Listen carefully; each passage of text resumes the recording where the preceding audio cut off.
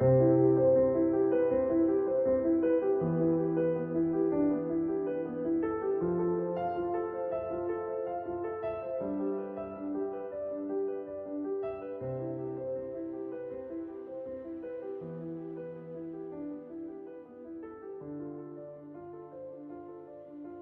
you and I, we're about to go on a little adventure together. That adventure is going to span 118 years of Tudors, and it's going to be one generation at a time. How does that sound to you? I'll be your host this evening. My name is Christina. Thank you for joining us here at my Tudor era Tapestry.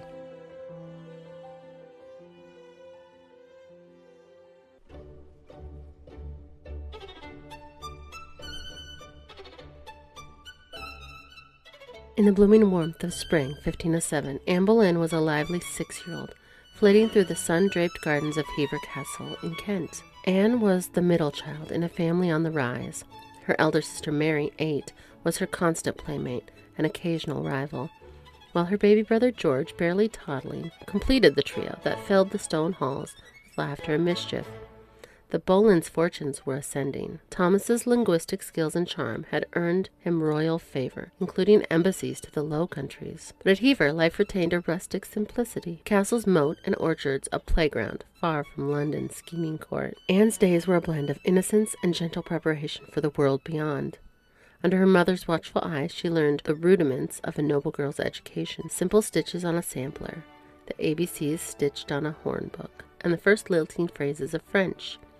A tongue that flowed naturally in a household where her father traded dispatches with foreign envoys. Elizabeth, pious and poised, instilled in her daughters the rhythms of devotion. Morning prayers in the family chapel where Anne knelt on cool stone, her small hands folded, whispering aves for her family's health. Playtime brought freedom, chasing butterflies in the meadows, gathering wildflowers to weave into garlands, or listening wide-eyed to the tales of chivalric knights spun by the household servants. Yet even at 6, Anne showed the spark of wit and independence that would define her, questioning why birds flew south, or why her father vanished for months on king's business, her quick tongue earning fond scolds from her parents. The shadow of the wider world touched her lightly. King Henry VII's court, with its cautious consolidation of Tudor power after the Wars of the Roses, was a distant hum, but echoes reached Hever through Thomas's letters. News of alliances with Spain, the king's waning health, and the young Prince Henry's budding prowess in the tilt-yard. But her days were unmarked by intrigue, focused instead on the simpler joys of a country childhood. At 6, Anne was a whirlwind of energy, her dark hair often escaping her braids, her laughter ringing like bells. She balanced the carefree ambition of youth with glimpses of the poise expected of her station, unaware yet of the storms that would one day sweep her into the heart of history. In those sunlit months, Hever was her kingdom, her family her anchor, and the future a distant, shimmering dream.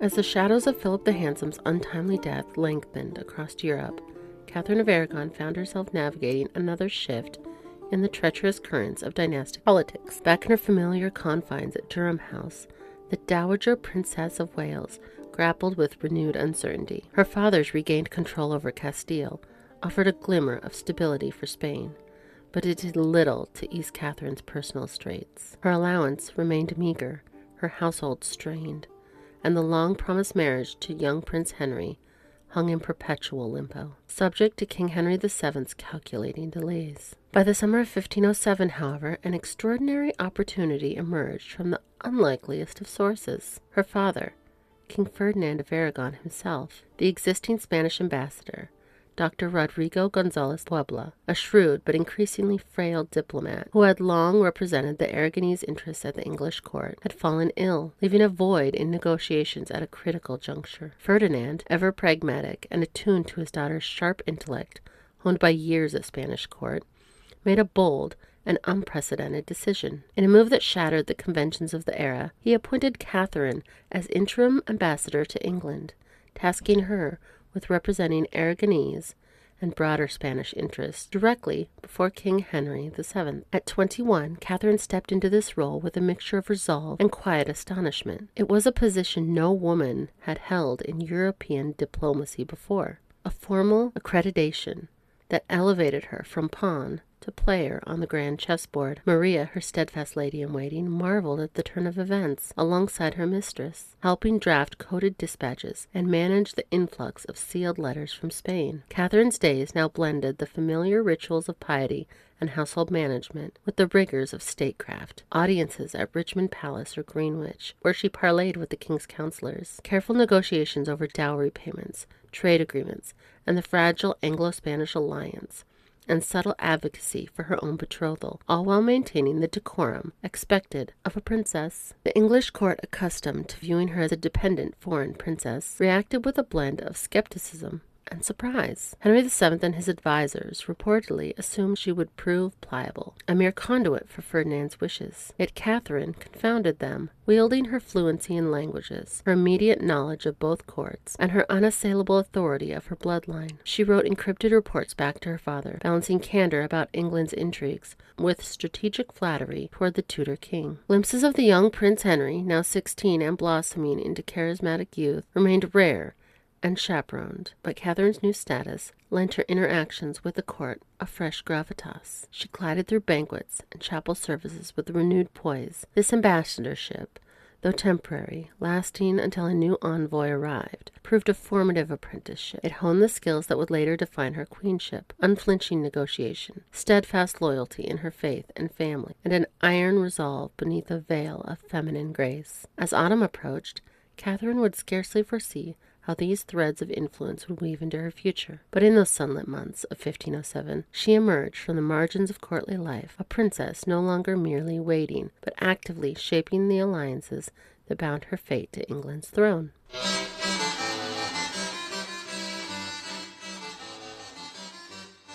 As the crisp leaves of autumn, 1507, carpeted the grounds of the Parker family manor in Norfolk, 2-year-old Janie Parker navigated her expanding world with the boundless curiosity of early childhood. The manor buzzed with the rhythms of the harvest season, servants hauling in baskets of ripe pears from the orchards, scent of baking bread mingled with wood smoke from the hearths, and the distant clang of the blacksmith preparing for winter. Lady Morley oversaw it all with her customary piety and grace, often pausing to scoop Jane up in her lap during the evening prayers in the family chapel, where the child's babbling words blended with the Latin chants. These moments grounded the household amid the uncertainties of a gentry family tied to the Tudor court. Henry Parker, Lord Morley, returned more frequently that fall from his duties in the king's service, his absences shortened by the quieter pace of the court after the dramatic Habsburg visit the year prior. He brought small tokens from London, a brightly painted wooden toy horse or a ribbon for Janie's hair, his ambitious eyes softening as he watched his eldest daughter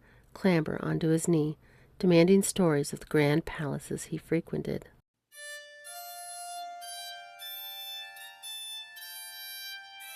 As the festive lights of Christmas 1507 flickered across Richmond Palace, 11-year-old Mary Tudor found herself at the heart of a diplomatic triumph that reshaped her young life. On December 21, in a ceremony steeped in Tudor splendor, she was formally betrothed to Charles, Prince of Castile, the 7-year-old grandson of Emperor Maximilian I, and the son of the late Philip the Handsome, nephew to Catherine of Aragon through his mother, the troubled Queen Juana. The match, sealed amid banquets, proclamations of perpetual peace between England and the Habsburg realms, elevated Mary from a spirited princess to a key architect in European alliances, binding the Tudors ever closer to the mighty Habsburg dynasty. Mary, now blossoming into a renowned beauty with her mother's fair complexion and a vivacious charm that captivated ambassadors, approached the betrothal with a mixture of excitement and dutiful grace. Though she had never met her distant suitor, a boy raised in the opulent courts of the Low Countries under the regency of his aunt, Margaret of Savoy, she delighted in the lavish gifts that began to arrive, exquisite jewels, including a magnificent table ruby, symbolizing her new status as future empress. The winter passed in a whirl of courtly preparations.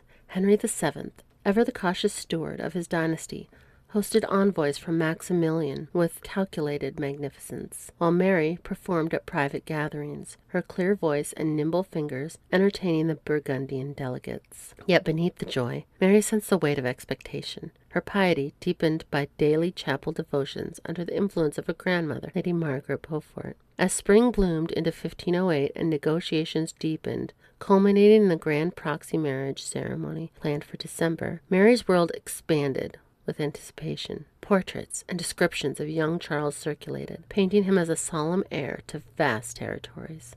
The court buzzed with the implications. This union promised to encircle France, England's most ancient rival, and secure the Tudor influence across the continent. At 11, turning 12, her birthday was in March, Mary embodied the Tudor promise, vibrant, resilient, and poised on the threshold of a destiny that would one day carry her far beyond England's shores, though fate, as ever, held its own unpredictable turns.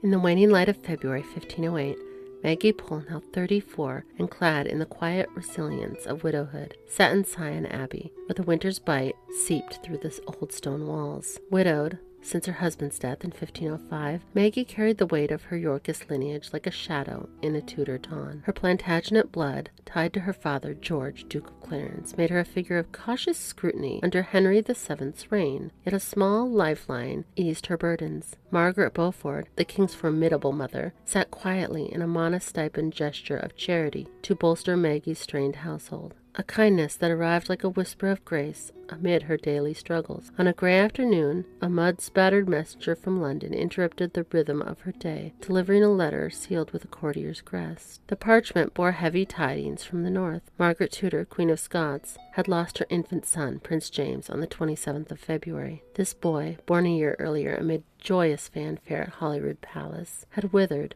under some fleeting illness, his small life snuffed out in the harsh Scottish winter. Meg, just 18, and bearing the crown of a queen in a rugged land, was said to be broken by grief, her hopes for the Stuart line and the Anglo-Scottish alliance shattered like glass. The prince's death, a blow to both kingdoms, sent ripples southward, stirring the London court, where Henry VII, ever calculating, weighed the loss against his diplomatic chessboard. Maggie, unfolding the letter by flickering firelight, felt her heart clench as she traced the letter's words. The London court, the letter hinted, mourned with restraint, Henry VII dispatching formal condolences while grappling with his own frail health. For Maggie, the news sharpened her resolve to protect her children from the court's treacherous currents.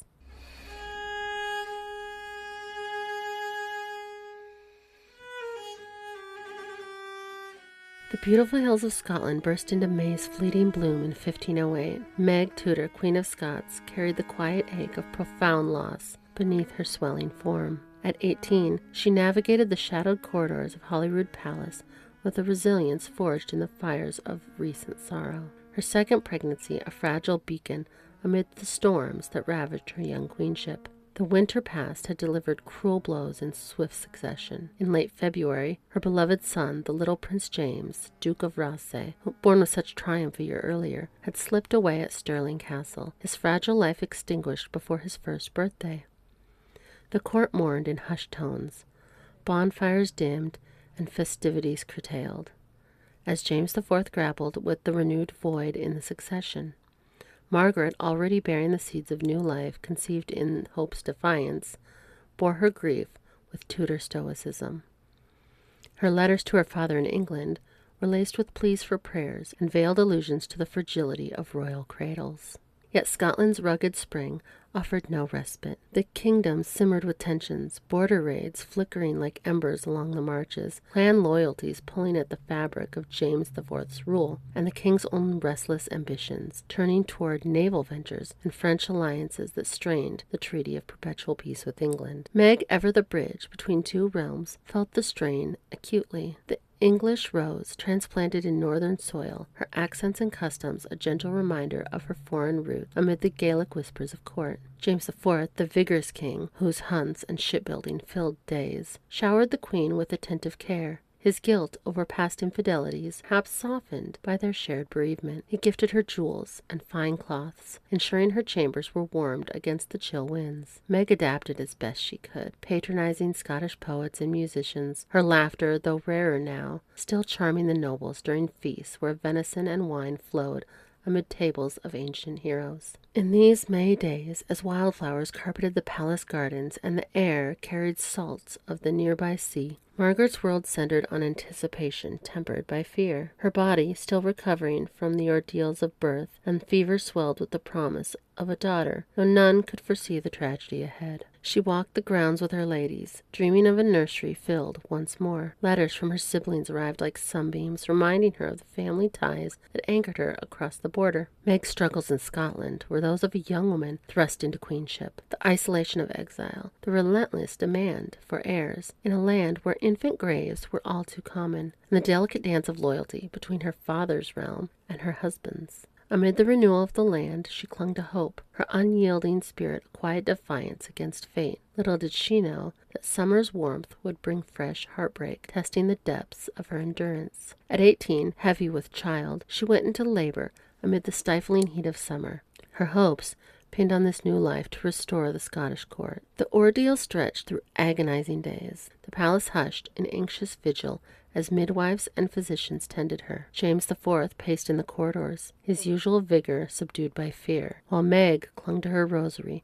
whispering prayers for deliverance. But fate, unrelenting, dealt a shattering blow. The babe, a daughter, was stillborn, a fragile princess who never drew breath, her tiny form a silent testament to the perils of royal childbearing. Grief descended like a northern storm, the emptiness echoing the void left by her little Prince James just months before. The court mourned quietly. Bells tolled somberly across Edinburgh, while James offered what comfort he could, his ambitions tempered by the shared sorrow. Letters southward to her father and siblings carried veiled pleas for solace, reminders of the Tudor women's endurance in the face of childbed, a tragedy that had claimed her own mother. In this dark hour, Meg's spirit bent but did not break, her piety and resilience steeling her for the trials ahead. Stillbirth of her daughter stripped away illusions of security, yet from such depths would emerge her unyielding determination to secure the Stuart line, paving the way for the future hopes amid Scotland's unforgiving winds.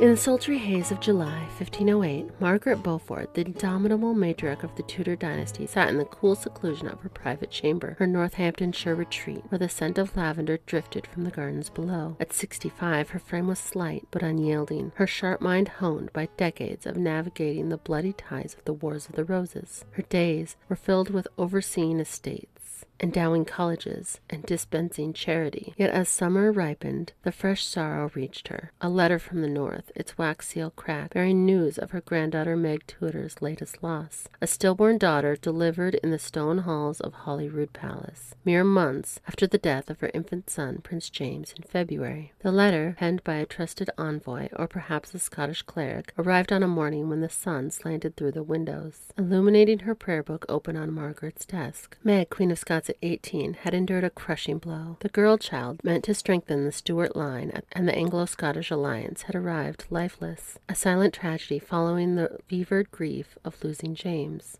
Duke of Rothesay, just 5 months prior. The young queen, the letter confided, was hollowed by sorrow. Her youth, strained by the demands of her crown and the relentless pressure to produce living heirs for the rugged kingdom. Margaret Beaufort, reading the words, felt a familiar ache, the shadow of her own losses, from her first husband Edmund Tudor's death in 1456 to the perilous birth of her only son Henry when she was just 13. Her granddaughter's pain, though distant, was a mirror to her own, a reminder of the fragile thread that tethered dynasties to life.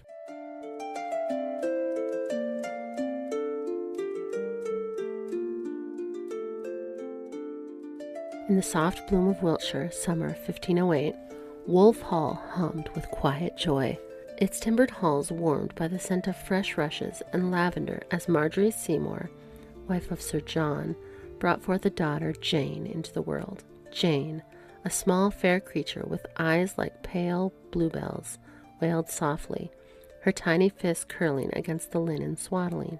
The Seymour household, sturdy gentry rooted in England's green heart, stirred with pride. Their new daughter, a delicate thread woven into their ambitions. Her cradle, a promise of lineage yet to unfold. Wolf Hall, a modest manor nestled amidst rolling meadows and ancient oaks, was Jane's first kingdom. Its orchards and stables a world of pastoral simplicity, far from the Tudor court's gilded schemes. Marjorie, a woman of practical grace, cradled her daughter, her fifth child and only daughter, while Sir John, a knight of steady demeanor and local renown, surveyed his growing brood. Edward, Thomas, and their siblings, with a measured hope. Jane, born into a family of rising stock, was a quiet child, her infant coos blending with the creak of floorboards and the distant lowing of cattle. The household moved around her, servants bustling with water and baskets of bread, while her older brothers, boisterous and mud-streaked, peeked at the babe with fleeting curiosity before racing to the fields. Jane's was a world of gentle rhythms. The clank of pewter at supper, the murmur of her mother's prayers, the rustle of damask as Marjorie embroidered by the hearth. The Seymours, though not yet courtiers, carried the weight of aspiration. Sir John's service to Henry VII hinted at greater days, and Marjorie's lineage, tied to old noble blood, whispered of potential. Jane, swaddled in a cradle carved with simple vines, slept beneath the canopy of her mother's love, her fair hair catching the flicker of rushlights.